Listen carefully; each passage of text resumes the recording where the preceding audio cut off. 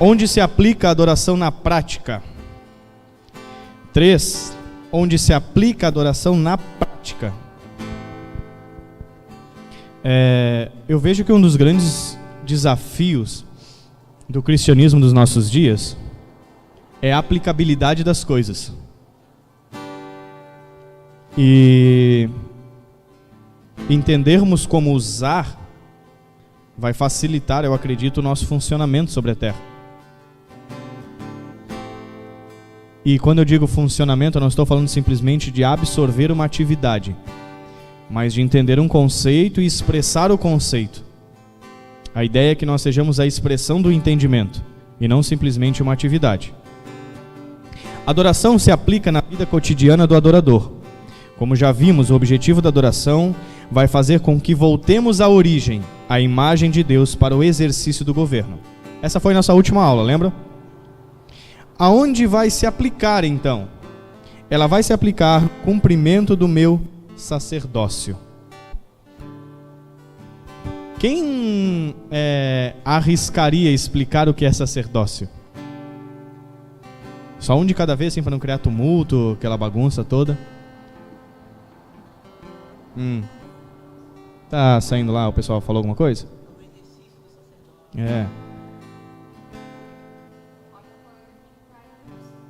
Tá com sotaque? Ah, legal. Então chega lá com chiado, no Rio. Aonde se aplica então? A Fernanda acho que é do Rio de Janeiro. Ela se aplica no cumprimento do meu sacerdócio. Sacerdócio tem que ser a minha expressão física na terra. Quando eu exerço o meu sacerdócio, estou fazendo uma adoração genuína, pois estou fazendo a vontade de Deus. O que é sacerdócio? O significado da palavra sacerdote é, entre outras, aquele que faz a oferta. Hebreus 5, 8 e 1 Pedro falam disso. Um sacerdote é alguém que tem o privilégio de entrar na presença de Deus em lugar do povo. Quando a gente fala em um sacerdote que vai entrar na presença em lugar do povo, a gente ainda está usando como base o Velho Testamento.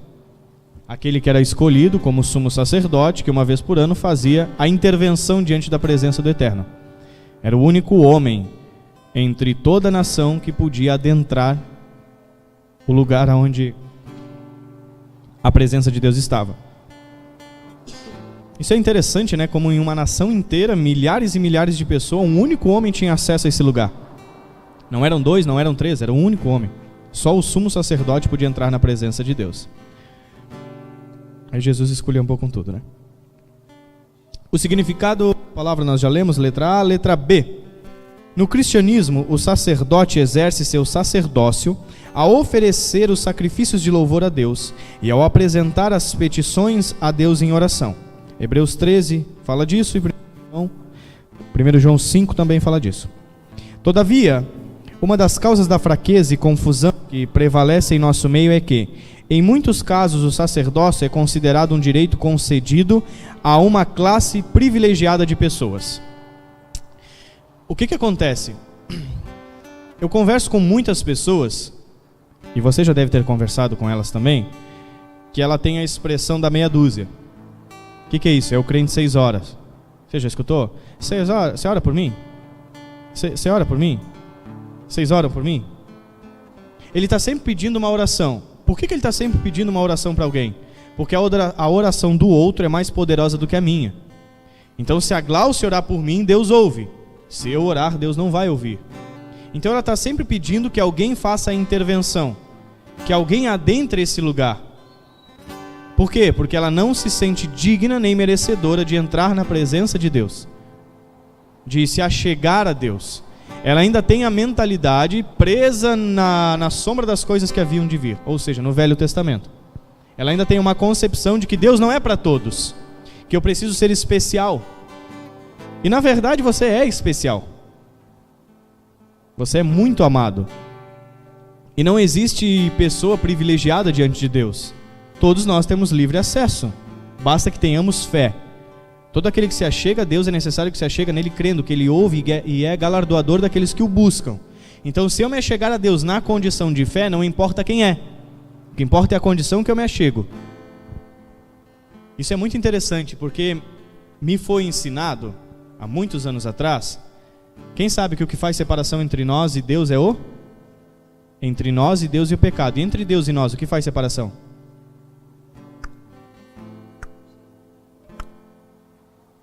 Nada. Absolutamente nada. Entre nós e Deus, o que faz separação é o pecado.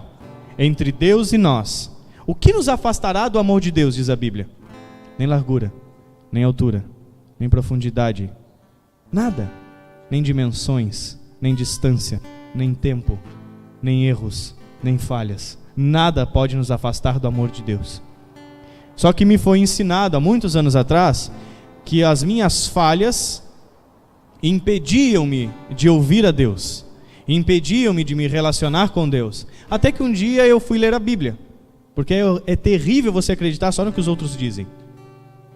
É terrível pessoas que só se movem pelo aquilo que os outros estão falando. Então a maioria de nós tem um fundamento bíblico de púlpito, ou seja, ele acredita naquilo que foi pregado, não naquilo que ele estudou. Aí um dia eu estava lendo a Bíblia, Adão pecou. Quem é que foi trocar uma ideia com Adão? Deus. Aí Caim assassina alguém. Quem é que foi conversar com Caim? Deus. E eu disse, tá, para que me ensinaram tudo errado. Eu estou vendo um assassino e um pecador e Deus conversando com os caras. Pô, eu não saí do jardim e não matei ninguém, Deus não vai falar comigo? Aí eu entendi que nada pode me separar do amor de Deus. E que um filho, quando reconhece as suas falhas, ele corre para Deus, ele não corre de Deus. Então o que me separa a mim de Deus é o pecado. Por quê? Porque eu entro em condenação. Eu entro num lugar de medo, de trauma, de tristeza, de me sentir menor, de me sentir pior. E isso me separa de Deus. Mas nada separa Deus de mim. Por isso que aqui diz que um dos problemas dessa questão sacerdotal é que nós temos uma mentalidade analítica e estamos sempre medindo as pessoas. Então, se eu olhar o fulano é mais próximo de Deus do que eu. Meu, olha que cara legal, que pessoa legal, ela se achega a Deus com muita mais facilidade. Ela não tem tantos erros, tantas falhas, ou ela não tem falha nenhuma, pelo menos que eu conheça. Então, se ela orar, Deus vai ouvir. E eu não, então vocês oram por mim? E aí eu não executo o meu sacerdócio, eu terceirizo o meu sacerdócio. Eu responsabilizo outra pessoa por fazer algumas coisas que me são responsáveis. Ou que são de responsabilidade minha. Letra D. A verdade é que todos os cristãos são sacerdotes. É isso que as Escrituras ensinam. O livro de Apocalipse declara que os cristãos são feitos sacerdotes para Deus, por meio da fé na obra consumada de Cristo na cruz. Apocalipse 1, 6 e 5, 10. Esse eu acho muito interessante nós lermos. Não sei se vocês estão familiarizados. Apocalipse, o livro da Revelação.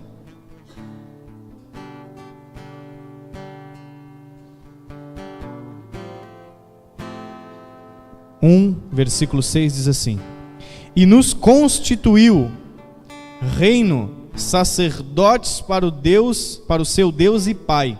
A Ele a glória e o domínio para os séculos dos séculos. Amém. Ele nos constituiu como um reino sacerdotal, ou reis e sacerdotes, ou um reino de sacerdotes. Então todo cristão que se preza é um sacerdote.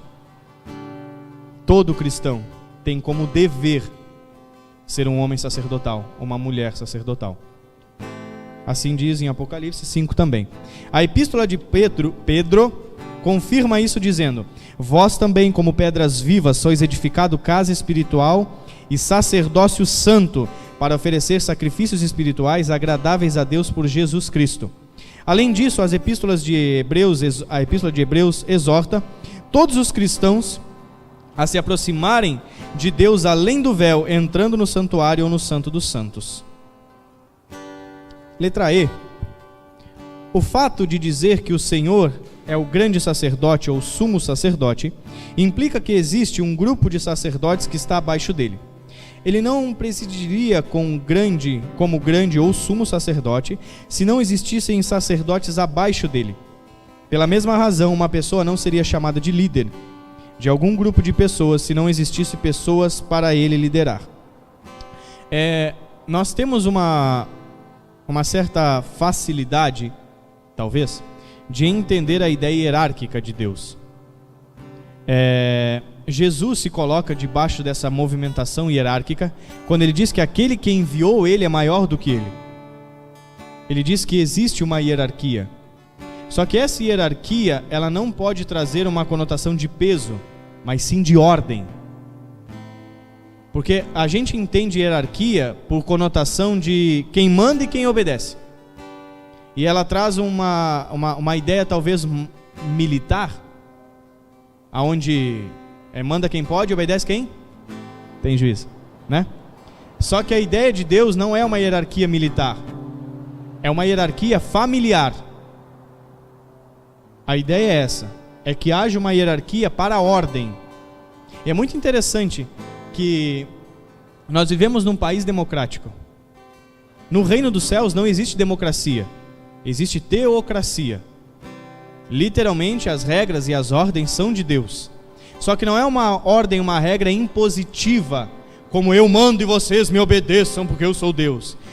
Eis que eu preparei tudo, organizei tudo e coloco diante de vocês a bênção e a maldição.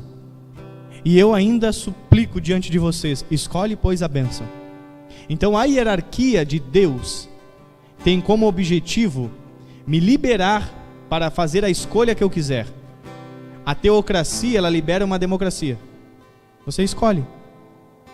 E é isso que talvez muitos de nós perderam ou recebermos de forma equivocada. Porque a ideia da hierarquia, ela vem do ambiente familiar. Quem deveria ou deve mandar em casa, mandar em ordem, não impor, é o pai e a mãe. Se não há hierarquia familiar, não existe lá fora democracia. Você consegue entender isso, não?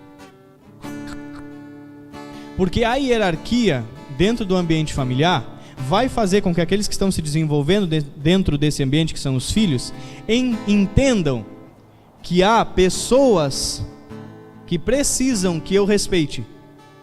Eu preciso respeitar a ordem hierárquica. E a ordem hierárquica, essa hierarquia, vai me colocar na condição de perceber que o outro tem direitos, benefícios e deveres. É a única forma de eu pensar de forma razoável e coerente para a democracia. Porque senão não vai ser uma democracia, vai ser tudo é meu. Então a hierarquia me coloca na condição de entender que o outro existe e que as coisas estão em ordem. Aqui o papai organiza, mamãe organiza, e a gente se submete ao que eles estão organizando em prol do benefício que nós recebemos, porque eles nos amam. Então a hierarquia permite que eu consiga viver de forma democrática saudável. Então Deus organizou tudo, eu estabeleço os princípios, as regras, os fundamentos, para que você possa escolher a bênção que existe sobre a sua vida. Sobre tudo que eu organizei, eu te dou liberdade para democraticamente você fazer a sua escolha, entendendo que você pode escolher a bênção ou a maldição. Pegou? Mais ou menos? Dá para entender? Então, aonde não tem hierarquia, aonde não tem liderança, aonde não tem o sumo, não existe democracia. Existe uma bagunça generalizada, onde todo mundo é individualista. Porque se não tem ordem, eu penso só em mim.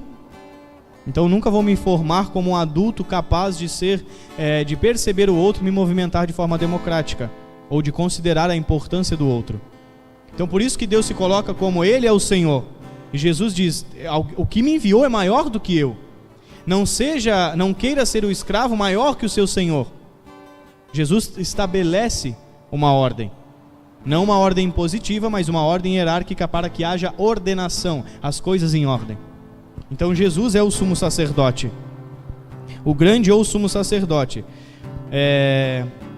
A exortação em Hebreus 10 visa encorajar os cristãos a se aproximarem de Deus e desempenhar seus privilégios sacerdotais. Em cada uma das passagens do Novo Testamento onde o sumo sacerdote é tratado, não há qualquer menção, nenhuma sequer, de que apenas alguns dentre os santos sejam sacerdotes. Tampouco existe em qualquer outro lugar no Novo Testamento algo semelhante. Quando o Novo Testamento fala de sacerdócio, ele se refere, sem exceção, a todos os crentes como constituídos com esse privilégio. Então uma das coisas que nós precisamos absorver é: você é um sacerdote. Você faz parte da genealogia de Cristo. Então antigamente os sacerdotes eram de ordem levítica. O que é isso? eram filhos da tribo de Levi. Hoje o sacerdote é filho do Deus eterno. Então, se você se entende como filho, você precisa se entender como sacerdote. E o sacerdote é uma função ministro. Eu sou ministro do Senhor. A ideia de ministro é trabalho. Então, todo aquele que se entende como sacerdote, ele entende que tem que ter uma responsabilidade para com Deus. Eu preciso desempenhar um papel. Eu preciso executar uma função. Letra G. Além do mais, essas passagens não apenas nos falam que todos os cristãos são sacerdotes, como também aprendemos delas que somos sacerdotes com privilégios que vão além daqueles que tinham sacerdotes na época do Antigo Testamento. Um sacerdote do cristianismo pode aproximar-se da própria presença de Deus no Santo dos Santos. Esse é um lugar onde nenhum filho de Arão podia entrar.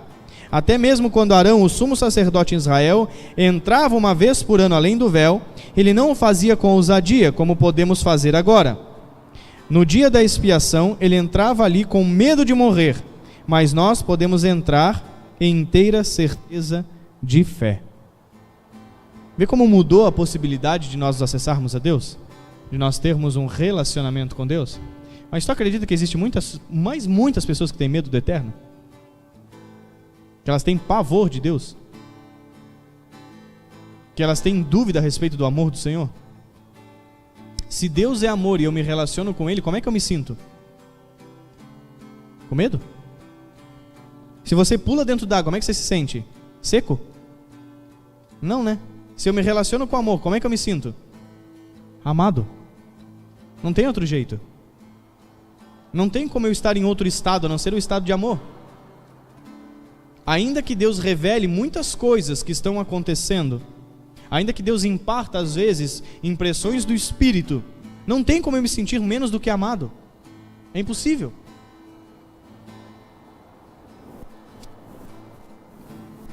E daí, né? Além disso, os sacerdotes da linhagem de Arão prestavam um culto do qual pouco compreendiam. Eles não sabiam por que deviam fazer as coisas que lhes eram ordenadas. Mas nós temos um culto racional. Podemos desempenhar nossas funções sacerdotais com o entendimento de tudo aquilo que fazemos na presença de Deus. Aqui nós temos que parar para pensar um pouco. Se eram os filhos de Arão que não sabiam o que estavam fazendo, ou se são os cristãos de hoje? Eu tenho minhas dúvidas. Do que de fato, quem está na condição de não entendimento? Talvez os filhos de Arão não entendiam toda a liturgia que Deus tinha instituído. De por que Deus construiu o tabernáculo do jeito que construiu, de por que colocou a bacia de cobre lá fora, de por que colocou o altar de bronze, de por que dentro do santo tinha o candelabro, a mesa com os pães asmos, o azeite, de por que no santo dos santos tinha a arca. Talvez eles não tinham, e provavelmente não tinham a compreensão plena, porque fala que era a sombra das coisas que haviam de vir. Era uma tipologia daquilo que havia de se manifestar. Mas hoje essa tipologia se expressou de forma corpórea e muitos de nós ainda não entendem. Os 3 estágios do eu sou, o caminho, a verdade e a vida. 3 estágios. É Pai, é Filho, é Espírito Santo. É átrio, é Santo dos Santos. Muitos de nós ainda acho que não compreendem ou não se empenharam em compreender o que Deus está falando. Dessa movimentação. Então nós temos a capacidade de prestarmos um culto racional. O que é racional, gente? É com entendimento. Não é uma coisa que eu faço sem saber o porquê que estou fazendo. Eu lembro há muito tempo atrás eu perguntava para o pessoal: você sabe por que a gente faz culto no domingo? Quem sabe por que existe um culto no dia de domingo?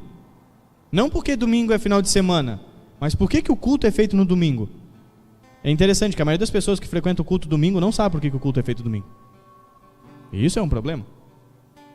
Isso só demonstra que nós fazemos algo por fazer. A gente não sabe por que faz o que faz. E por que o culto é domingo? Aonde isso se originou? Por que isso começou? O que vai mudar na minha vida eu saber isso? Vai mudar que você não se move como uma marionete. Que você sabe o porquê que faz o que faz. Então eu acho que muitos dos cristãos dos nossos dias ainda estão nessa condição, como os filhos de Arão. que não entendiam por que prestavam culto ao Senhor daquela forma. A liturgia, é uma das coisas que a religião copiou. Deus criou uma forma litúrgica para o povo se relacionar com Ele. E a gente simplesmente copiou a liturgia. Só que toda a liturgia de Deus tinha um significado, não era uma prática pela prática. Tinha um motivo pelo qual. E os cristãos de hoje simplesmente têm a prática pela prática, eles não sabem por que fazem. Por que fazem o que fazem? Por que as pessoas oram de joelho? Tem gente que já perguntou para mim, se eu orar deitado na cama, pode? É sério? Mas, fala, Dani. Tem uma diferença?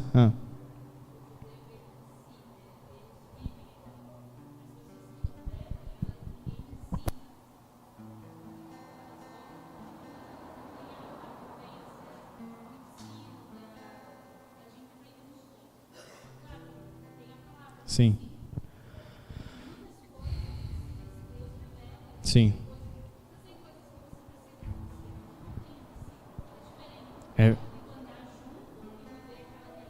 Sim. Do judeu. Exato. A Dani está falando exatamente o que falta para nós. O povo judeu, ele vai disseminando a cultura de uma geração para outra geração. É um ensino massivo, né? E nós no cristianismo, principalmente no cristianismo ocidental, é uma bagunça. Mas por que é uma bagunça? Porque a gente foi treinado a viver de culto de domingo. E aí a motivação é interessante. Por quê? É o que não dá para fazer com um filho grande. Isso é interessante da gente pensar. O judeu, ele pega o filho pequeno, a partir de 3, 4 anos de idade, ele senta aqui, agora, e eu vou ensinar para você uma porção, uma paraxá. Eu vou ensinar para você uma porção da Torá. E você vai sentar aqui e vai fazer. Você faz isso com a criança. Dá para fazer isso com um adulto? Ô Dani, hoje, tal hora, você vai sentar aqui que eu vou te ensinar. Não rola. Não acontece. Então a nossa cultura, ela tem a liberdade da escolha.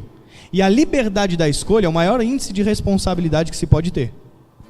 Por isso que quando Jesus chama os seus discípulos, e ele chamou não crianças pequenas, mas homens com liberdade de escolha, ele nunca disse, vem que eu vou te ensinar. Ele disse, segue-me. Então o que falta para o nosso aprendizado? Não é necessariamente só quem ensine, é quem aprenda. Porque muitos de nós não querem aprender, querem o benefício do aprendizado.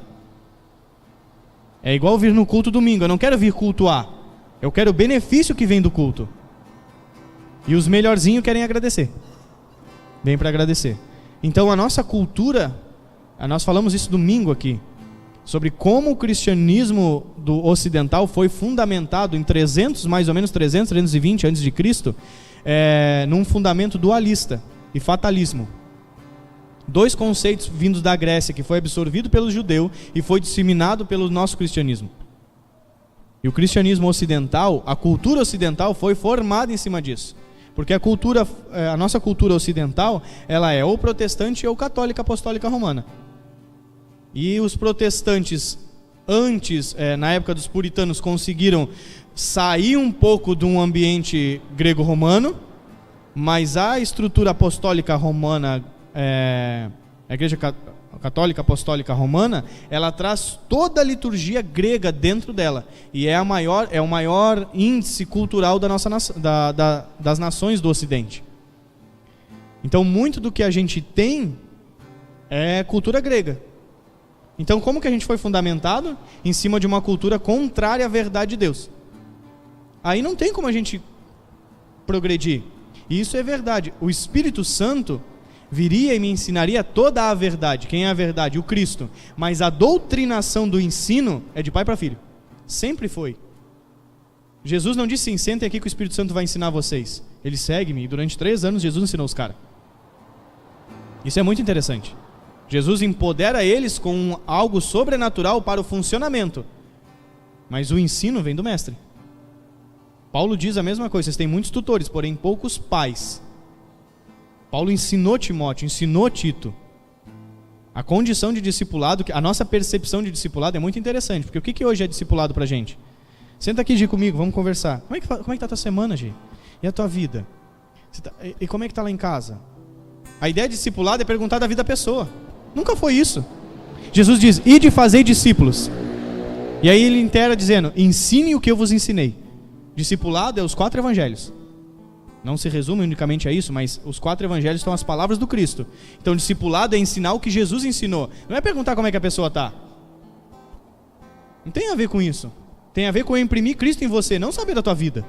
Obviamente que coisas a gente vai conversar e um vai ajudar o outro, ok? Mas não tem a ver com... Eu já vi muito disso de discipulado. Eu acho muito interessante. Eu disse, cara, isso é discipulado? Sério? E já algumas pessoas pediram para mim discipular elas, e quando elas sentaram, elas começaram a falar, eu disse, para, não é isso. Não é isso que é discipulado. Quem te ensinou? Não, porque era o que a gente fazia, mas não é isso. Então, como eu acho que discipulado é uma coisa, muitos de nós não se relacionam com a ideia de discipulado. Nós não nos tornamos discípulos. Nós queremos uma coisa diferente. E isso é impressionante, porque na condição que a gente está de cristianismo, onde as pessoas têm a liberdade de vir e ir, que é diferente do filho, de senta aqui, você vai aprender agora na marra, é encuque na cabeça dos teus filhos, é bate, bate, bate, até que entra. Não existe essa possibilidade. Do adulto, você ir pegar o adulto e colocar ele sentado. A gente tem a escola aqui. Vem quem quer. Tem gente que hoje não está aqui, que pagou pelos materiais, mas não está aqui. Eu vou atrás chamar? Não, cara. Eu vou da minha filha, que tem 9 anos de idade. Onde é que ela está? Será que comeu? Será que não comeu? Agora, marmanjo não dá. Se ele não quer, amém, glória a Deus, amo você e faz o que você quiser da sua vida. Essa é a diferença. E nós precisamos sim de ensino. Nos dias que nós estamos vivendo, Deus está materializando o entendimento. Graças a Deus por isso. Então prestamos um culto racional. Será? Como diz o Cortella. J. Portanto, considerando que as Escrituras ensinam que todos os cristãos são sacerdotes, e que todos nós temos igual privilégio de desempenhar nosso sacerdócio na presença de Deus, fica claro que não existe necessidade de uma pessoa especial para fazer isso pelos demais. Só da igreja entender isso daqui já ia cair muita coisa, porque eu já vi cada coisa que você não tem noção. Eu já vi gente cobrando R$500 para jejuar pelos outros. Não, você não tem noção. E se você quiser que... Oi? Hoje estou ouvindo um negócio, pensei que tu não estava nos ouvindo. E eu já escutei uma que se você quisesse que a pessoa jejuasse e orasse por você durante uma semana, era 2.000? Acho que era 2.000. Não, tem negócio para tudo, gente. Tem louco para tudo nesse mundo. Então é o comércio da fé. Agora, se eu entendo que ninguém é especial, eu não preciso que ninguém faça isso por mim. A Bíblia diz orai uns pelos outros, mas não um tem acesso e o outro não tem. Então, cai um pouco disso. As pessoas brigavam comigo antes que assim, tudo que me perguntava dizia, cara, vai orar? Vai orar? Por que vai orar? Aprenda você a se relacionar com Deus, para de ser dependente de alguém. Seja interdependente, mas não dependente. A ideia é que nós venhamos servir pessoas, não se alimentar delas. Então vai orar. E ficavam bravos comigo. Pô, só manda a gente orar. Ué, eu vou fazer o quê? Vou fazer eu por você? Quando é que você vai caminhar com as próprias pernas? Vai orar. Aí as pessoas aprenderam. Alguns, outros se emburreceram. Mas faz parte. K. Evidentemente, entendemos que não somente desempenhamos nosso sacerdócio, nas ocasiões em que estamos congregados em uma assembleia. A qualquer momento, um cristão pode entrar na própria presença de Deus, em oração e adoração, e desempenhar seu papel de sacerdote.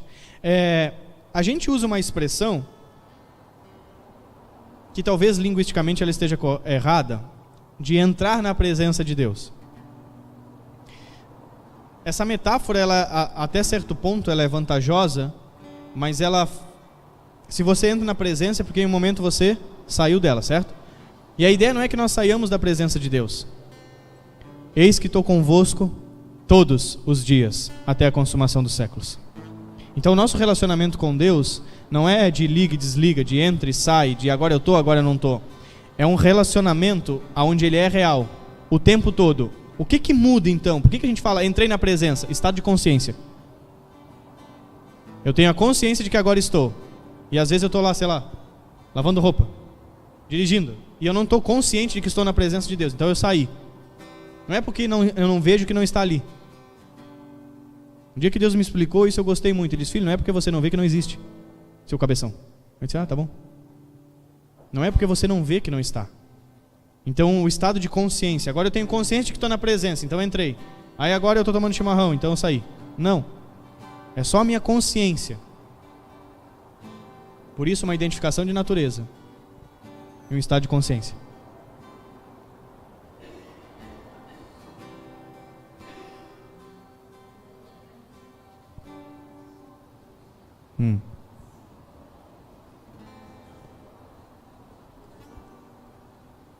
Sacerdotisa.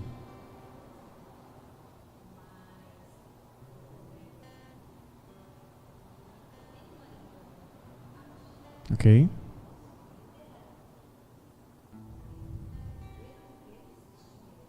Sim.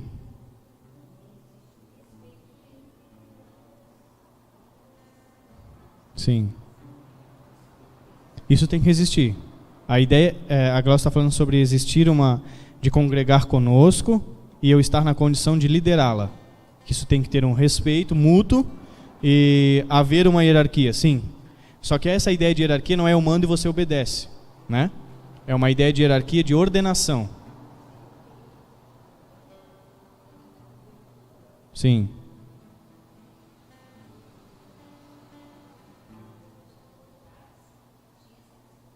Uma cobertura espiritual.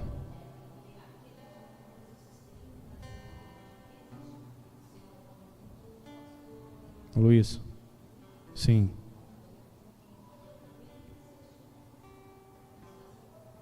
Existe a ideia de cobertura, só que a ideia de cobertura não é por cima, é por baixo. O que a Bíblia ensina? Os pais entesouram para os filhos. Então o que seria de uma cobertura por baixo? Eu gosto de como o Luiz ensina isso. Ele fala sobre ser um fundamento. Se eu for uma cobertura, eu impeço você de crescer. Só que a ideia é que os filhos vão mais longe do que os pais.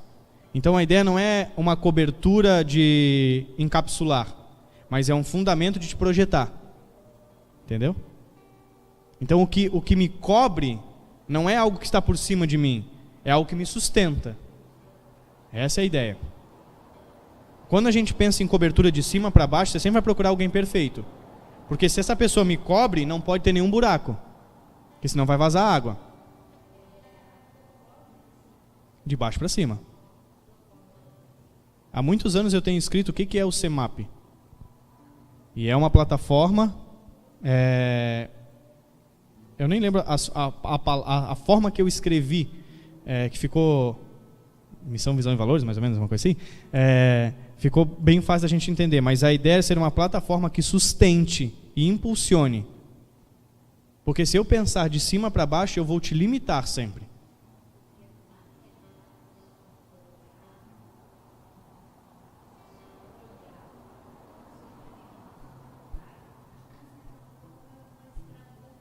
Exato.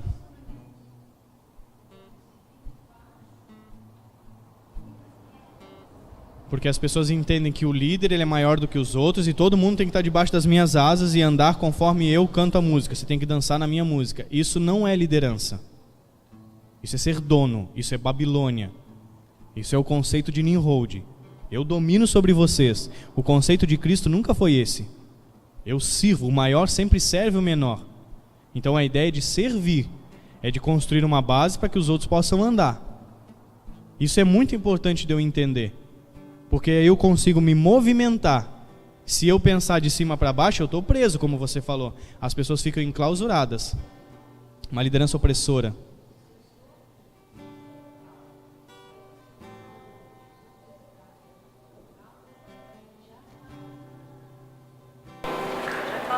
Um incômodo? Isso acontece bastante. Igual você está falando sobre, se eu sair daqui e for visitar um outro local. Eu não vejo problema com isso. Tem gente que, eu vou lá no culto tal, vai, velho. Nós vamos, isso é um dos problemas porque as pessoas pensam que são donos das pessoas. Não era, só que aí por que eu não, o líder eclesiástico não quer, você vai saber. Por que o líder não quer que a ovelha vá lá na outra igreja? Ele não está preocupado contigo, ele está preocupado com o teu dízimo. Porque pensa, Pensa pela forma lógica e vamos ser um pouco escroto. Você vai começar a ir lá na outra igreja, mas você nunca vai parar de dizimar aqui. Meu Deus, não preciso de pastorear, não preciso de cuidar, não preciso de visitar, vai ganhar do dinheiro. E é um negócio muito. Por que eles não querem que a pessoa vá lá? Porque você pode gostar de ir lá e migrar para lá. Se a igreja é uma só, o dia que eu entendi isso, eu entendi que é impossível sair da igreja. Só o dono dela pode me tirar dela. Então eu preciso pedir a bênção para trocar de igreja, só se for trocar de igreja. Se for trocar de denominação, não vale. Como você entrou pela porta, você sai. Essa é a liberdade que às vezes eu dou para as pessoas, que as pessoas se assustam. Porque elas não estão acostumadas com a liberdade. Então eu digo, cara, se você quiser ir embora, pode ir. Você está mandando embora, pastor? Não, cara, eu estou te libertando, meu. A gaiola está aberta, sai fora, entra, sai, voa, passarinho. As pessoas se assustam com isso, porque elas não estão acostumadas a ser livres. Você já soltou um cachorro ficar muito tempo preso numa coleira? Ele não corre igual um doido por tudo que é lado? É o que acontece com as pessoas quando você liberta elas. Elas acham que você desprezou, não, você libertou. Corre, se você quiser voltar, você volta. Acho que foi o meu avô que falou isso uma vez. Acho que foi. Cadê o fulano de tal, um dos filhos? Ele disse, ele está bem. Como é que você sabe? Se ele tivesse mal, ele tinha aparecido aqui. Solta, cara, quem é teu filho e volta. O Luiz fala disso, deixa livre. Se quiser mudar de igreja, ir para outra cidade, outro estado, vai.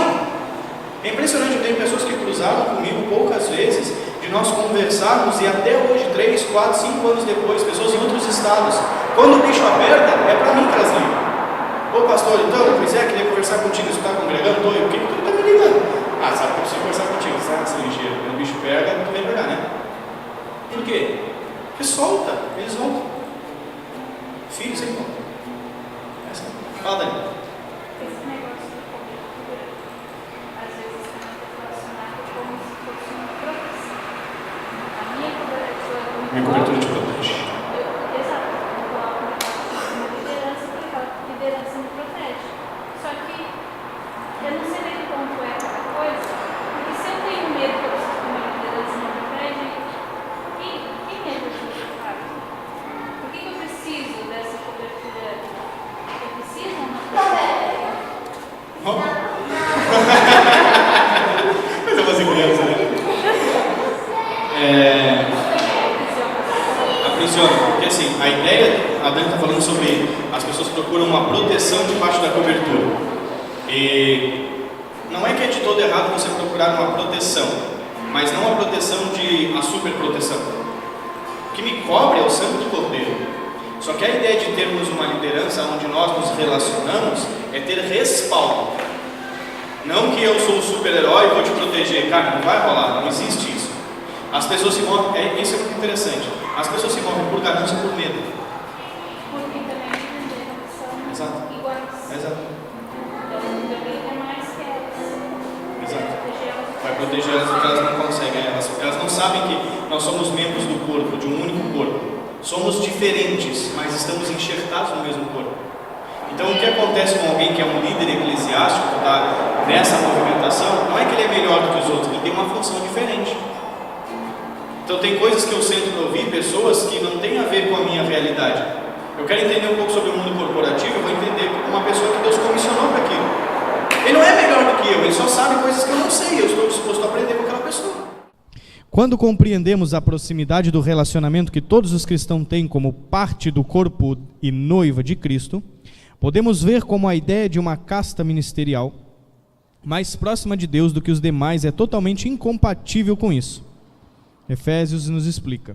Se nós, como cristãos, adotarmos uma classe de pessoas assim, estaremos negando que somos capacitados, como sacerdotes, a oferecer sacrifícios espirituais a Deus. Estávamos falando sobre todos termos o acesso ao Senhor e todos sermos sacerdotes diante do Altíssimo.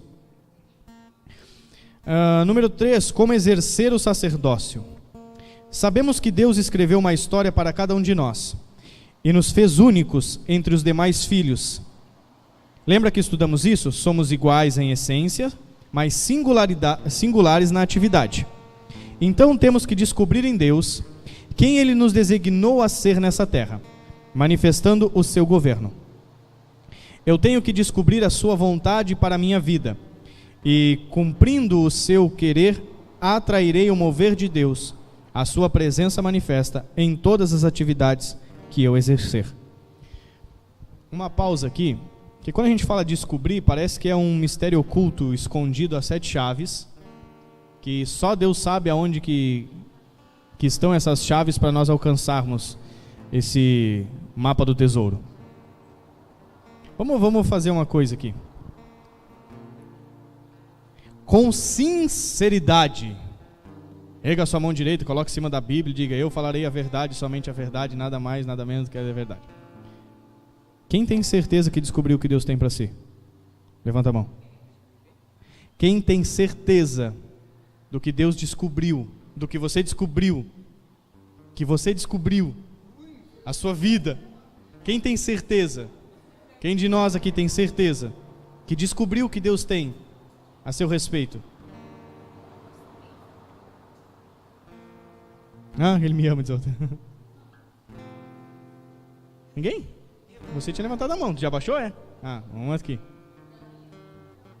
O melhor. O melhor. Eu estou falando de propósito. Deus tem um propósito para a minha vida, uma função específica a executar sobre a terra. Quem tem certeza disso? Eu sei o que Deus quer que eu faça. 1, 2. Relapsos. 3. Relapsos é boa. Não? Tá, e deixa eu te perguntar uma coisa. O que você vai fazer? Vou tentar descobrir.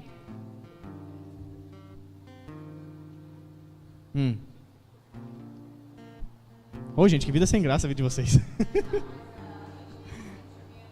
Sim. Certo.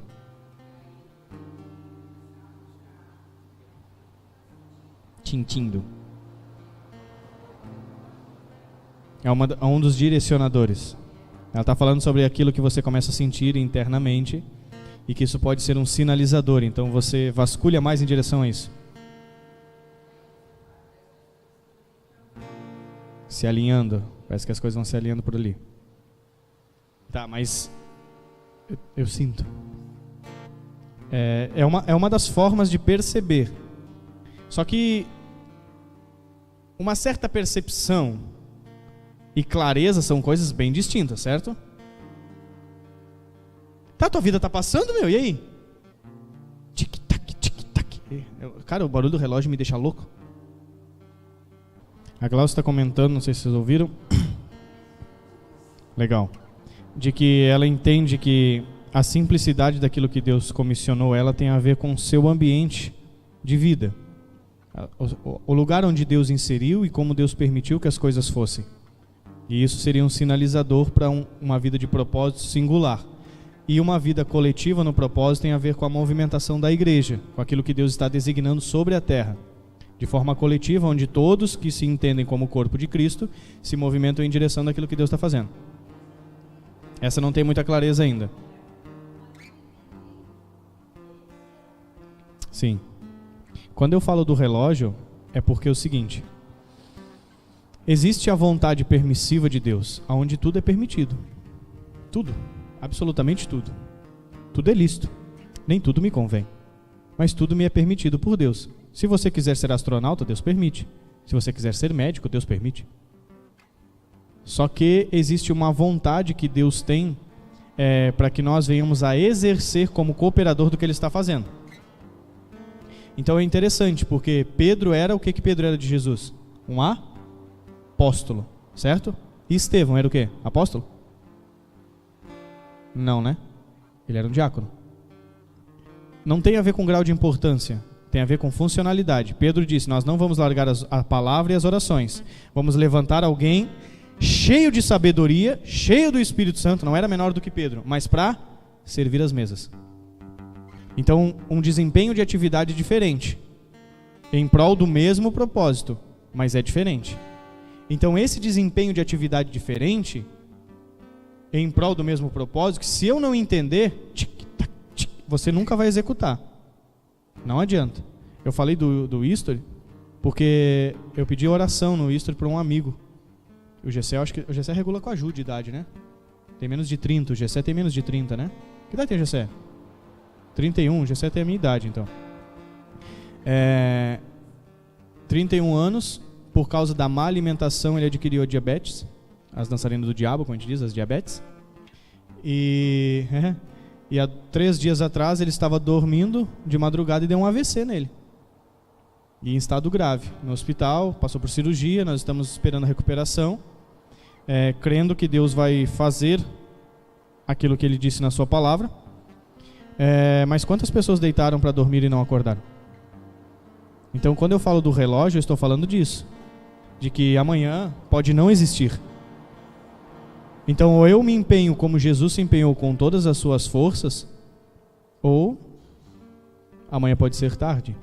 Então eu me preocupo muito com o tempo, porque o maior princípio de justiça para mim que Deus estabeleceu é o tempo. Você pode ser rico, pobre, branco, preto, não interessa, é 24 horas para todo mundo. E com 24 horas as pessoas fazem coisas extraordinárias e outras não conseguem entender se elas levantam, tomam café ou se elas... O que eu faço agora? Hein? Tem esses 2 tipos de pessoas.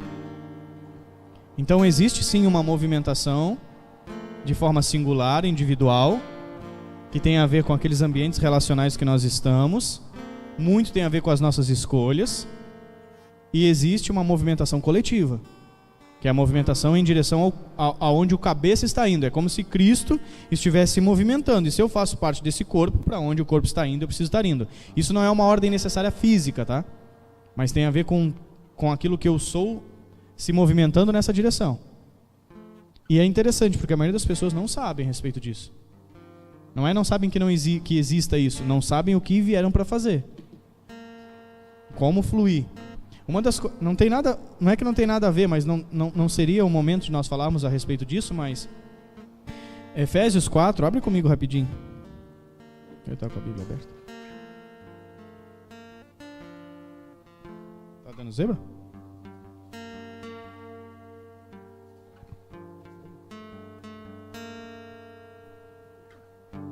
Tá. Efésios capítulo 4. Tá gravando.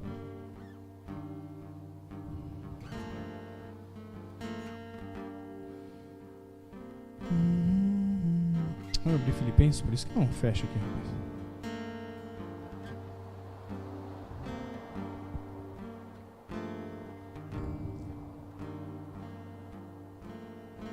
Versículo 8.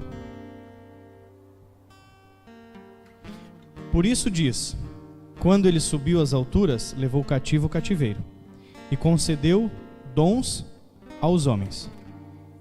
Ora, quer dizer que subiu, senão também que havia descido até as regiões inferiores da terra?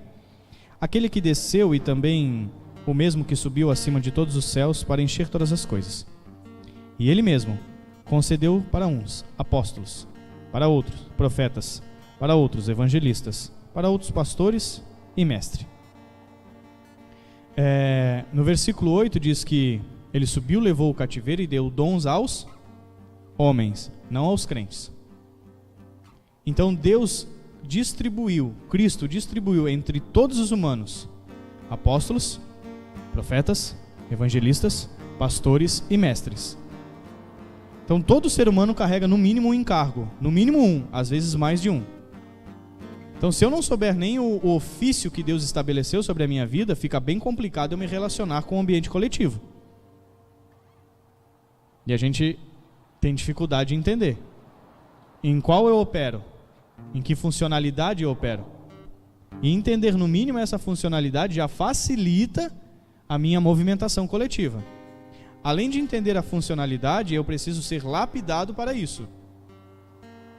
Quando eu entendi que existia um cargo profético sobre a minha vida, eu descobri que eu ia levar no mínimo uns 30 anos para descobrir o que é isso, para lapidar esse negócio. Porque é muito mais amplo do que profeta é aquele que profetiza o que o céu está dizendo, mas é muito maior do que isso. A gente tem um lugar que é bem fácil de você ver as movimentações de Deus nos homens, que é o mundo corporativo. É muito interessante você analisar. Você olha a movimentação de pessoas que fundaram empresas, de perspectivas de funcionamento de empresas, você encontra, cara, aquela empresa é apostólica. É impressionante, dá pra ver. Cara, aquela empresa é evangelística. A pegada dela, a essência dela mostra. Tem empresas proféticas, os caras andam 50 anos na frente de todo mundo. Eles sabem o que vai acontecer. Por quê? Porque tem uma comissão de pessoas que realmente são profetas, que fazem leituras dos tempos, e eles conseguem andar na frente de todo mundo. Só que o crente não sabe discernir a mão esquerda da mão direita. Só que essas pessoas estão sendo lapidadas constantemente. E o cristão não tem isso exatamente que a Dani falou. Ele não foi ensinado. Ele aprendeu a viver de culto, gente. Ou coisa do Satanás. Não desenvolve as pessoas.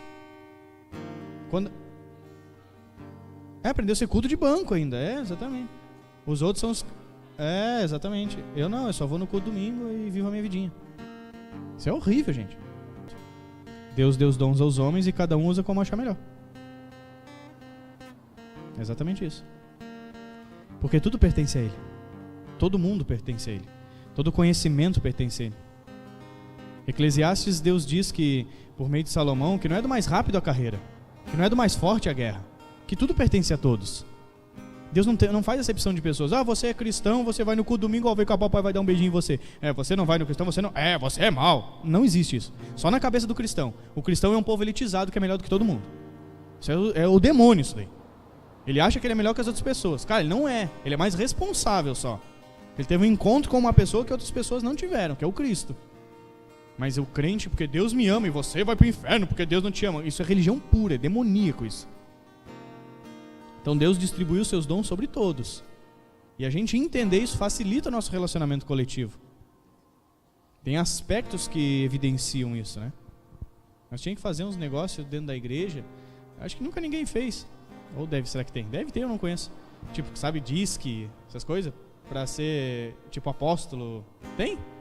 E funciona, será? Nunca vi. Legal? Não. Não é legal. Vamos construir um. Tá. Então, por que eu falei disso aqui de... Onde é que tá? Descobrir a sua vontade para a minha vida. Porque ainda existe uma ideia de que isso é muito místico. E eu gostei muito do que a Glaucio falou da simplicidade. Porque você pode operacionalizar aquilo que Deus te comissionou na simplicidade do dia a dia. A ideia é essa. De você se movimentar nesse ambiente simples. E estar envolvido com essas coisas simples faz com que você vai se desenvolvendo. O envolvimento traz desenvolvimento. Conforme você vai se envolvendo com a causa, Deus vai te capacitando. Vai permitindo que você se desenvolva. Só que é uma coisa que eu falo isso há muito tempo para as pessoas. Você já viu alguém aprendendo natação sentado numa carteira? É ali que você aprende a nadar? Tem que pular dentro d'água, gente. E o cristão pensa num povo inseguro, é o crente. Ele tem medo de tudo. Ele não arrisca, ele não tenta, ele não vai para cima. Ele não empreende algo novo.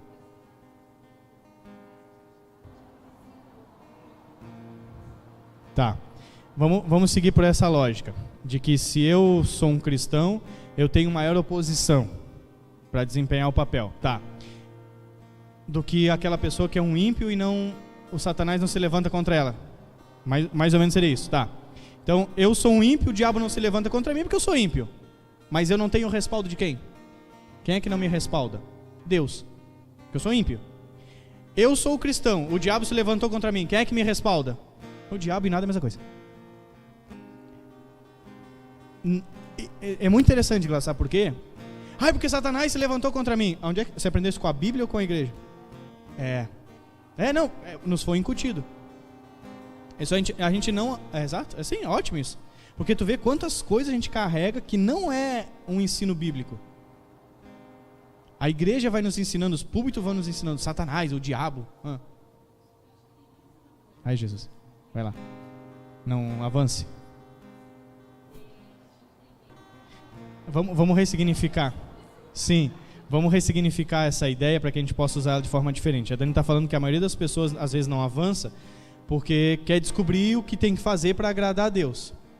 Se você parar para pensar friamente, a gente não quer descobrir o que tem que fazer para agradar a Deus. A gente não quer errar para não desagradar a Deus. Porque se eu quisesse descobrir para agradar a Deus, imagina eu vou te convidar para jantar e eu não sei o que você gosta. Aí eu te convido e faço uma pizza. Aí eu fico te observando. A Dani comeu a pizza, mas não é bem o que ela gosta. Aí eu te convido de novo. Aí eu faço um churrasco. Eu vou testando. Até que um dia, eu faço aquele negócio que eu gosto lá do judeu lá que você fez. E a Dani fica assim, uau, eu disse, putz, acertei. Descobri o que ela gosta. Eu não estou com medo de errar, eu quero te alcançar. A gente não tem mente de filho, a gente tem mente de escravo. Porque o escravo, quando erra, o que acontece com ele? O filho, quando erra, o que acontece? O pai ensina.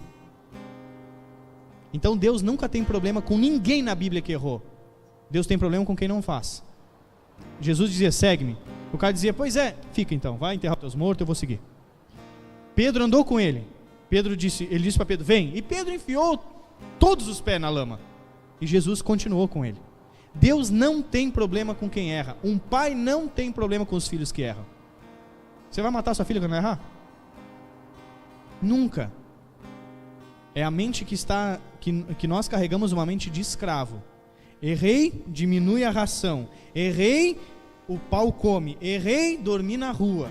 É a mentalidade do escravo. A mentalidade do filho, errei, pai, eu errei, o que eu faço agora? Pois é, cabeção, você errou, vem cá que eu vou te ensinar. É assim que faz, é assim. Ah, pois é, pai, eu não sabia, eu tentei e não deu certo. Então, vem cá que eu vou te ensinar.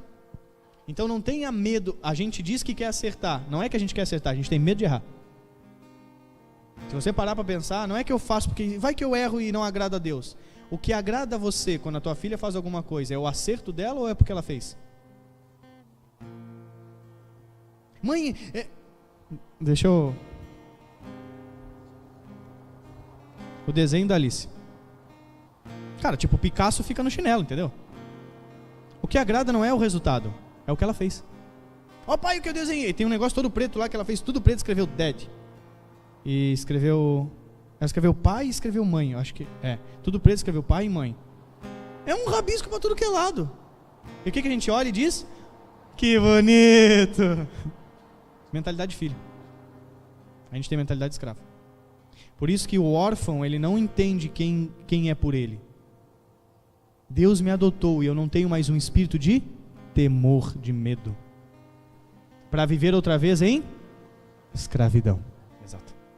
Então não tenha medo de, Deus, eu quero te agradar, então não sei o que eu faço. Você quer me agradar? Prepara um prato aí, vai que eu gosto desse negócio que você vai fazer. Faz. Papai está junto. Vai. E se eu cair? Eu ajudo você a levantar. Eu sou teu pai, eu não sou teu carrasco. É essa mentalidade que precisa ser imprimida em nós. Só que a gente foi treinado desde pequeno. Não erre. Errar vai te custar o lombo. Né? E o pau, vinha que vinha.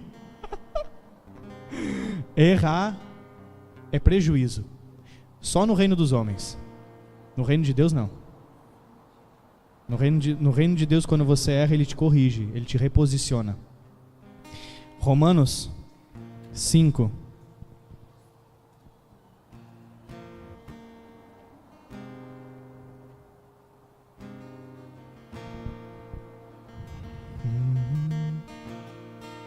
Porque Cristo, versículo 6 de Romanos 5, quando nós ainda éramos fracos, morreu a seu tempo pelos ímpios.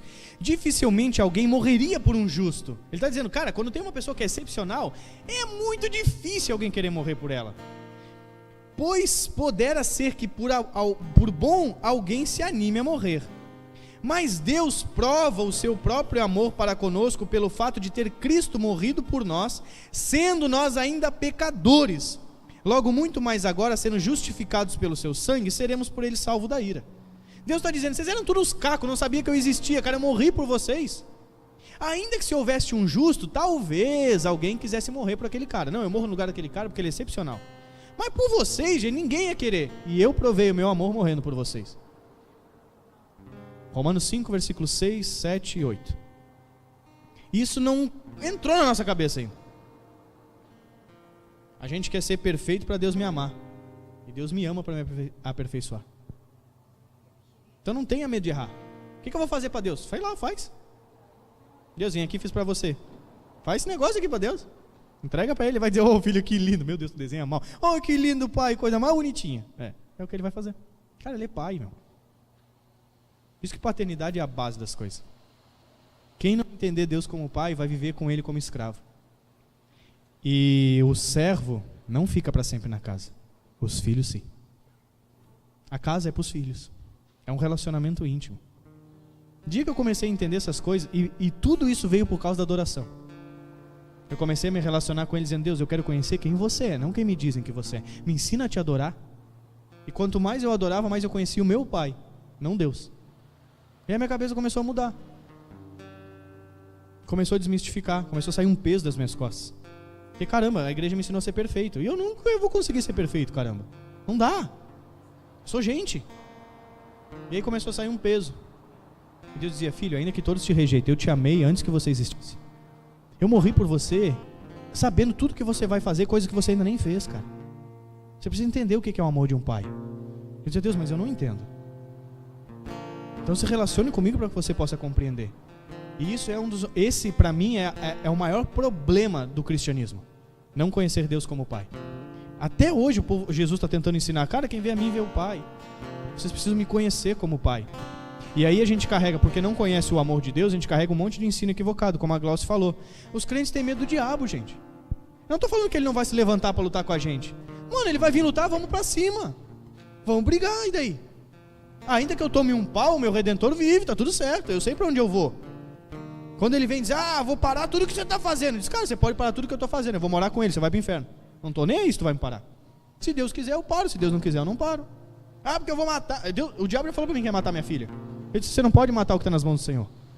Ela é imortal, meu querido. Ainda que você mate ela, eu vou ver ela para sempre. Ele parou. Ele tentou várias formas. Ele dizia para mim que Deus não existia todos os dias. Mas tu acha mesmo que Deus existe? Deus não existe. Eu disse: claro que existe. Ainda que eu não veja, eu sei que ele existe. Eu desfruto dele. Então, o diabo que vai se lascar. A mentalidade do medo, a mentalidade da mentira. Isso que a gente precisa desmistificar no nosso relacionamento com Deus. Deus é pai, não tenha medo de errar. Tenha medo de ficar sentado sem fazer nada. Não, nem ter medo disso, mas tenha a preocupação de ficar omisso. E quando eu digo ficar sem fazer nada, não estou dizendo que Deus não vai parar a gente em alguns tempos. Às vezes tem gente que fica 1, 2, 3 anos sem fazer nada para Deus, sem fazer nada. É que Deus está fazendo na gente. Então eu não quero desempenhar um papel para comprar Deus, mas eu entendo que se Deus me ama, eu só estou me relacionando com Ele, por meio de todas as atividades. Isso é sacerdócio. Vamos lá, senão não vai dar tempo de terminar. B. Logo podemos afirmar que sacerdócio é o cumprimento da minha atividade, da vontade de Deus para mim, em espaços que precisam ser transformados e restaurados. Sacerdotes são pessoas que representam a intervenção de Deus na terra. Sacerdócio é ocupar um lugar vazio, ou seja, são espaços que não estão sendo governados por Deus e precisam de uma intervenção daqueles que são a imagem e expressão de Deus. Aqueles que o adoram e se identificam como filho. Daqueles que têm a identidade de Deus para colocar em ordem aquilo que está em desordem. Como vou convergir isso em adoração? Em praticamente todas as atividades do cotidiano eu consigo movimentar a adoração, porque estarei glorificando o Pai exercendo o meu sacerdócio, ou seja, a sua vontade em mim. Pensando em adoração, como abade, que traz o sentido de trabalho para Deus, de serviço, culto a Deus, prestar culto ao Senhor, em Êxodo 20, que é a mesma palavra usada para cultivo de Adão, em Gênesis 2,15, podemos pensar que a adoração está em todo o serviço que eu presto a Deus. Tudo o que você faz, fazei tudo como que para Deus. É o próximo versículo.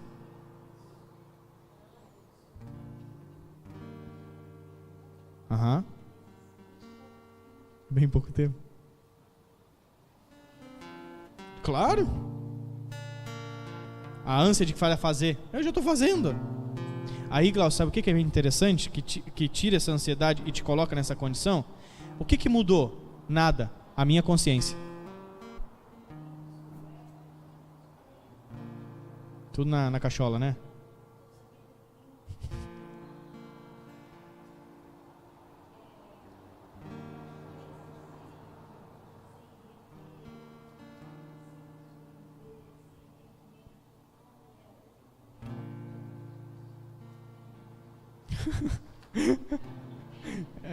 A Glaucia comentando essas coisas eu acho muito interessante, porque a Glaucia tem sei lá quanto tempo de igreja, né? A Glaucia nasceu dentro de uma igreja, né? Então a gente vê como em vez de libertar, né, deixa a gente habitolado, né? Mas Deus é bom, sempre é tempo. F. Então adorar é fazer tudo para Deus. Tudo que eu faço como se fosse para Deus é adoração. E tudo quando fizerdes, fazei-o de todo o coração como ao Senhor, e não aos homens, sabendo que recebereis do Senhor o galardão de herança, porque a Cristo, o Senhor, servis. Quando você tem um estado de consciência, gente, isso que é muito interessante. Quando você tem uma consciência daquilo que você está fazendo para Deus, até tomar chimarrão é adoração. Porque eu não estou fazendo por medo, eu não estou fazendo por obrigação, eu não estou fazendo porque eu tenho que fazer, eu estou fazendo porque eu entendo quem sou. É um estado de consciência. É um estado de agradecimento ao Senhor. Eu estou agradecendo por aquilo que estou recebendo. Eu estou agradecendo por aquilo que eu posso compartilhar. Até uma simples conversa é adoração. Sabe, tudo vira adoração. A minha vida é adoração. Por isso que a adoração não é um estilo de vida, é a minha vida. Eu adoro ao Senhor quando eu respiro. Tudo que tem fôlego, louve ao Senhor. Por que tudo que tem fôlego louve ao Senhor? Porque é impressionante que os animais eles se movem só pelo instinto. Então eles estão só vivendo. Estão cumprindo a vocação, que é viver. Eu descobri uma coisa com o tempo. Você quer glorificar a Deus? Quero. Viva. Viver glorifica a Deus. Quando você vive, não quando você sobrevive. Porque eu vim para que tenham vida. E se você vive, você está expressando porque eu vim. Para que você tenha vida. Então porque eu vivo, eu posso construir. Porque quem sobrevive não constrói.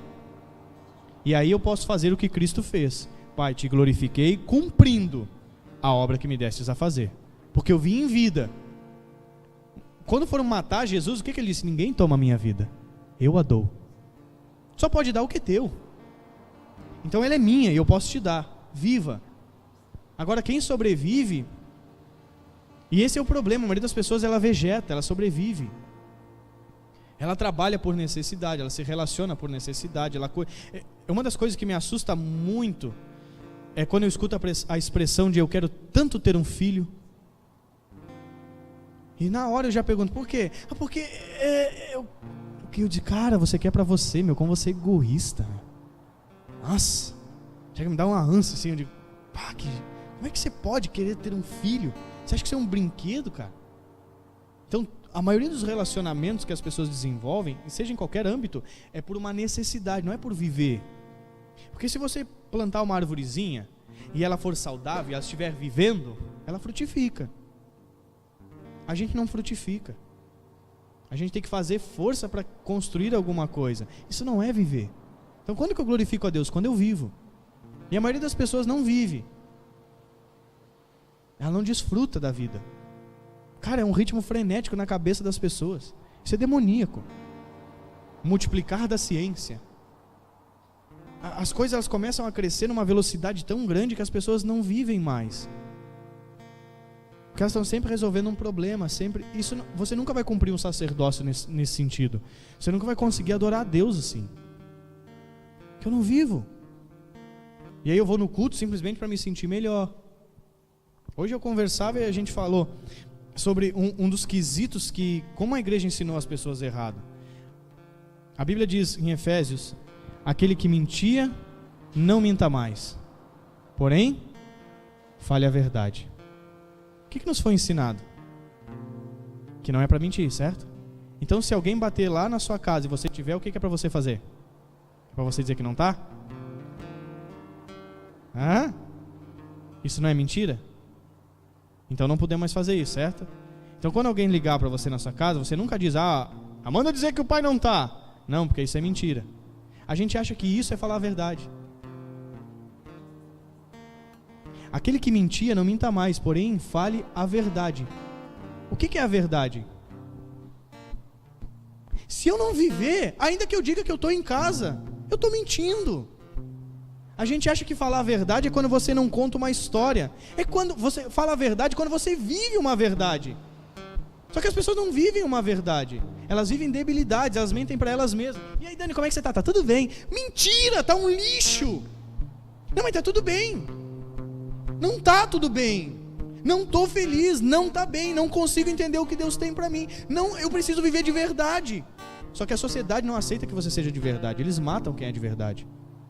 Eu sou o caminho, a verdade. A verdade a gente crucifica, cara. As pessoas não permitem você não viver a verdade. Elas não querem isso. Então a gente aprendeu que falar a verdade, que ser verdadeiro é uma expressão. Não é uma expressão, é vida. Isso é assustador. Não, porque agora eu sou crente, não posso dizer que eu não estou. Quem é? Tá, não, eu vou lá. Não, parei aqui. Mas eu vou lá. Aqui dentro tá tudo mentira. A gente acha que está falando a verdade. Não, porque agora eu sou crente, não posso dizer que eu não estou. O que é viver a verdade? O que é falar a verdade? Oi, Anderson, você falou tua coisa, eu não gostei. Não gostou? Não. Você está sendo sincero? Tô. Parabéns, você está falando a verdade. Você está insatisfeito? Estou insatisfeito. Está triste? Estou triste. Como é que você está, amor? Tá tudo bem. Vai se lascar, gente. E a gente acha que é crente. Eu não consigo entender o que fizeram com a Bíblia, cara. Não, mas aí eu vivo de verdade. Eu nunca digo que eu não estou. Se tem algum problema eu vou lá e assumo. Se alguém bate aqui em casa eu recebo. Antes eu dizia, não, disse que o pai não está. Agora eu atendo o telefone e agora eu falo a verdade. Não fala, gente. Não tem a ver com uma prática, tem a ver com uma essência, cara. Se eu não for de verdade, ainda que eu só fale a verdade, eu sou mentiroso, eu não sou legítimo. Como é que você tá? Cara, tá tudo virado de chapéu velho. Não tá nada legal. Eu estou no emprego que eu não gosto, a minha casa é do jeito que eu não gosto, a igreja que eu vou eu não gosto, as pessoas que são meus parentes eu também não gosto. Você é de ver. Então se converte. Você está sendo sincero? É a verdade da sua vida? Cara, é verdade, cara, eu estou cheio de problema. E aí você está sendo sincero. Quantas pessoas a gente conhece que são assim? É uma hipocrisia dentro de casa, gente. Todo mundo sorri. Todo mundo chora escondido. Para que isso? Isso é cristianismo? Isso é falsidade, cara. Deus, eu sou crente. Isso não é nada, mano. Isso é uma mentira. Disfarçado. Roupa de crente. É igual o povo antigamente. O que você está usando aí? Estou usando a estola sacerdotal, por baixo tudo leproso. Sepulcro caiado, Jesus dizia. Vocês têm aparência, mas por dentro está podre. Então não adianta ter aparência, cara. Só que as pessoas cobram umas das outras aparências. Não importa como você está por dentro, o que importa é como você parece que está. Isso é mentira. Quem é o pai da mentira? É o diabo, gente. As pessoas andam abraçadas no capeta e não sabem. Mas por fora está bonito, o sepulcro está bonito? Tá, então não importa se está podre. A gente é crente, está todo mundo feliz. Eu acho muito louco. Porque começar a entender essas coisas e você liberar isso, você tem que ter coragem, meu. Porque o que vão fazer com você, no mínimo, é te crucificar. E as pessoas não têm coragem de fazer isso. De soltar o verbo, de falar a verdade. De dizer, cara, tá tudo uma Babilônia, tá tudo errado e a gente tá tudo fingindo que é legal. Mas cada um sabe onde anda, né? Paramos na letra G. Então, como eu vou aplicar isso? Quais as atividades no meu dia que eu consigo aplicar a adoração, que consigo ser a expressão de Deus na terra, colocando em ordem aquilo que está em desordem? Colocando os meus filhos em ordem, colocando o meu lar em ordem, colocando as finanças em ordem, colocando a educação em ordem, colocando o entretenimento em ordem, os negócios, a saúde e a parte mais difícil, e só pelo milagre do Altíssimo, a mentalidade das pessoas em ordem. Isso é um milagre. Tudo isso são formas de expressar a Deus. A criação aguarda com expectativa a manifestação daqueles que são a semelhança de Deus, os filhos. Porque o filho é a expressão exata do Pai. Colossenses 1,15, por que filhos? Por que filhos? Porque os filhos têm sempre que apresentar a Deus. Aqui na letra B fala uma coisa que nós comentamos bastante, quando Filipe diz, mostra-nos o Pai o que nos basta. E eu já expliquei sobre isso, que a gente só reconhece aquilo que a gente já conhece. Por isso a maioria de nós não reconhece Deus quando vê Ele como Pai. Porque toda vez que Deus se apresenta como Pai, a gente faz uma associação. É muito interessante que Hebreus diz que Deus, o Pai, corrige e açoita o filho a quem ama. E a gente tem expressão de correção como algo ruim, porque a gente não vê como Deus, como um Deus Pai. A gente vê sempre Deus, quando vem nos corrigir, como nos punir. E quando eu entendi isso, para mim foi muito libertador. Porque Deus corrige e açoita o filho a quem erra. É isso que está na Bíblia? Não, é o filho a quem ama. Então não tem a ver com erro, tem a ver com amor. Só que para nós correção tem a ver com amor ou com erro? É com erro sempre. Então toda correção está assimilada ao erro. Como é que forma a minha mente? Que toda vez que alguém diz assim, Glaucio, você está fazendo errado, o que você entende? Putz, cara, ele não gosta de mim. Eu errei. Já vem ele me punir. Aquilo vem tudo na mente. E vem mesmo. E aí começa a leitura e a releitura de tudo que eu já vivi dentro desse ambiente. Por isso que se não houver mudança de entendimento, ainda que Deus se apresente na minha frente, não vai adiantar de nada. Você vê ele, quando ele vira as costas, e volta para o lugar que estava antes.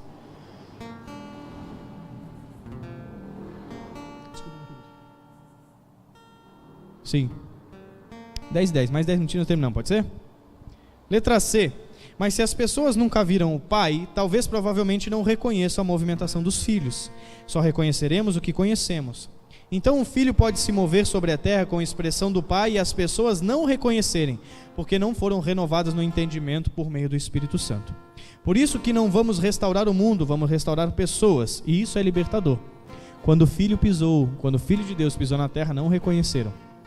Então uma das coisas que é muito interessante quando você é cristão, não espere reconhecimento de ninguém. Se nem Jesus foi reconhecido como filho de Deus, se você esperar ser reconhecido, você nunca vai fazer nada. Né? Faltam 4 folhas? Oh, meu Jesus. Oh, meu Deus. 1, 2. Então vamos só terminar até o 4 e a gente encerra por hoje. Se eu faço algo por mais nobre ou bom que seja, letra E, mas não convergir em Cristo e errar o alvo, logo é pecado. Resumindo, adorar na prática é igual quando eu executo meu sacerdócio, ocupando um espaço vazio, letra F, que está em desordem, sendo assim a intervenção de Deus em tudo que eu faço no meu dia, carregando a presença para o ambiente que estou inserido, sendo a junção de céu e terra em um novo lugar. Serei o transporte, a ponte, por isso que Jesus é o caminho. Caminho quer dizer uma forma de acesso que me leva a um determinado lugar. Tem partida e tem chegada. Ponto de origem e destino. É uma intersecção, que são os cruzamentos das ruas que fazem com que o céu e terra venham a convergir em Efésios 1:10. Isso é de fazer convergir em Cristo todas as coisas, celestiais ou terrenas, na dispensação da plenitude dos tempos. Então, muito do cumprimento do sacerdócio tem a ver com a junção de todas as coisas. De quando nós exercemos a nossa função no lugar que Deus nos chamou, nos comissionou para exercer, a ponto de haver uma conversão, um caminho de ligação, um elo de ligação, uma ponte, que nos conecta, que faz com que céus e terra sejam uma coisa só. Exercer o sacerdócio é uma das formas de adorar a Deus. Ou seja, ser quem Deus me chamou para ser é adorá-lo. Por isso que Deus não é injusto, porque a adoração não é uma coisa que eu faço. Porque se eu nascesse impossibilitado de exercer uma atividade, ser o que Deus me chamou para ser é adorá-lo.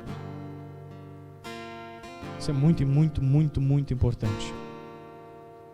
Amém?